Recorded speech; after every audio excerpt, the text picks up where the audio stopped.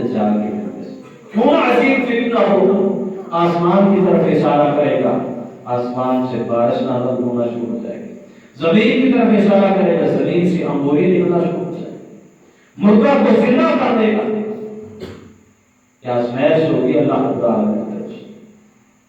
جو آج کل معمولی پیروں اور فقیروں، ایمان کا سودا کرنے والوں کے ہاتھوں سے اپنے ایمان کو ضائع کروا بیٹھتے ہیں. اپنے ہاتھوں کو عام انسانوں کے، عام انسان کیا جو خود روڈوں پہ اور رو رہے ہیں ان کے سامنے اپنے ہاتھوں کو کر لیتے ہیں بڑی کرام تمہارا ہے، بڑا یہ ہے، بڑا وہ ہے. تو اس دجال کا مقابلہ کیسے کریں؟ تو بات کر رہا تھا اتنا عظیم فتنہ کہ آپ صلی اللہ علیہ وسلم فرمائے اس دجال کے فتنے سے بھی زیادہ میں جو تمہارے حوالے سے ڈرتا ہوں وہ شرک اصغر ہے. اللہ کے رسول شرک اصغر کیا ہے؟ آپ صلی اللہ علیہ وسلم نے فرمایا وہ ریاکاری ہے. کیا ہے وہ؟ ریاکاری ہے. اور پھر آپ صلی اللہ علیہ وسلم نے مثال دے کر سمجھایا ریاکاری کس چیز کا نام ہے کہ انسان کھڑا ہوگا، نماز پڑھنا شروع کی ہے، نماز شروع کی ہے، لیکن دل میں یہ بات آ گئی کہ مجھ کو فلاں بزرگ دیکھ رہے ہیں، فلاں عہدیدار دیکھ رہا ہے، دیگر لوگ دیکھ رہے ہیں، اور وہ کہیں گے بہت اچھی نماز پڑھتا ہے، نماز کو لمبا کرنا شروع کر دیتا ہے، نماز کو خوبصورت کرنا شروع کر دیتا ہے. تو آپ صلی اللہ علیہ وسلم فرمائیں کہ پیار کا قل ان صلاتي ونسكي ومحياي ومماتي لله رب العالمین. فرمایا محمد صلی اللہ علیہ وسلم آپ اعلان فرما دو میری نماز، میرا روزہ، میری قربانی، میرا زندہ رہنا، میرا مرنا للہ رب العالمین، صرف اور صرف ایک اللہ کے لیے. وما امروا الا ليعبدوا الله مخلصين له الدين. فرمایا صرف ان کے محمدیہ نہیں، آپ سے پہلے بھی جتنی بھی امتیں آئی ہیں، جتنے لوگ آئے ہیں، وہ سارے کے سارے لوگوں کو یہ بھی کر دیا گیا تھا کہ صرف اور صرف ایک اللہ کی عبادت کرنی اور اخلاص کے ساتھ اس اللہ کی عبادت کرنی. آپ عبادت کرتا ہوں، اگر میں عبادت کرتا ہوں، میری عبادت میں ریاکاری آ گئی، دکھلاوا آ گیا، اخلاص نہ ہوا، تو کیا ہوگا ٹھکانا؟ جہنم.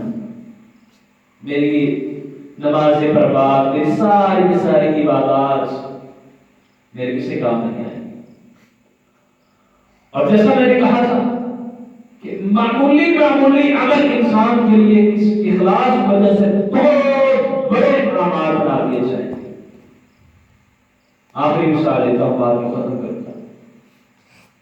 آپ نے واقعہ سنا ہوا ہے، معروف واقعہ ہے، سے بخاری کے اندر بھی ہے اور علامہ ملتی رحمہ اللہ نے ترغیب و ترہیب میں بھی ذکر کیا ہے.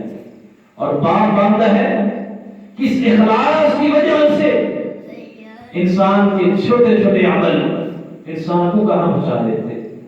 مجھے یاد ہے ہمارے سارے مسجد نبوی کے کبار علماء، جو بڑے علماء کی بیٹی نا فتویٰ دینے والے، سعودی عرب کے اندر ایک لجنہ ہے، کمیٹی ہے، وزیروں کا ایک گروپ ہے جو فتویٰ دیتے ہیں.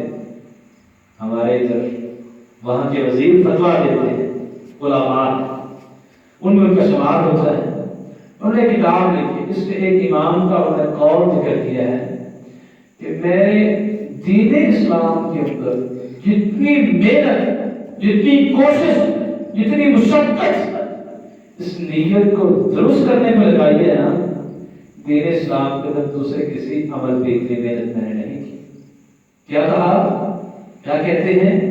اس نیت کو درست کرنے پہ میں نے جتنی محنت کی ہے نا،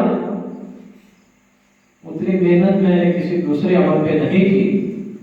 حج آپ کے سامنے ہے، جہاد آپ کے سامنے ہے، کیا کہتے ہیں؟ نہیں، نیت کو درست کرنے پہ مجھے بہت محنت کرنا پڑی. یہ محدث کہہ رہے ہیں اور ہمیں تو اس کی ضرورت نہیں ہے نا. اسی طرح کی تو معمولی عمل ہوگا، اخلاص ہوگا، بہت بڑا عمل بن جائے. دلیل دیتا ہوں، رسول اللہ صلی اللہ علیہ وسلم نے واقعہ بیان کیا بنی اسرائیل کا.